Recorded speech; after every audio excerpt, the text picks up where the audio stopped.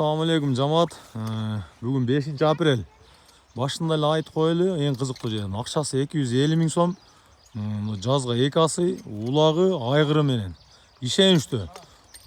Палвандар чыгып жүргөн, кумаш өзү чыгып жүргөн, Айбек палван чыгып жүргөн.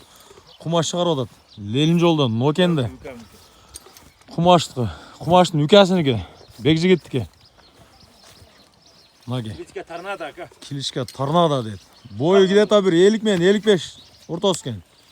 Öte joğun at gene. Ulak putkenden beri turat deydi. Kişine çapkılağınga. Ne olup gitti? Terdep gitti.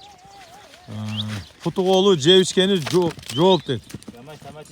Kemeş sümeş joğuk deydi. Ulağı cak şaka deydi. Gülük at gene can öyle. Hadi yener git var. Kumaşты tanıysardı. Kumaş men sodalaştı. Толық malumatını Özkön 83 kanalga tartık. Daha толық malumat gerek olsa Kumaş numarini koyayım. Kumaş menен байланышып, содалашып ала бересиңер. Мына bizning kanalga катталып, лайктан басып,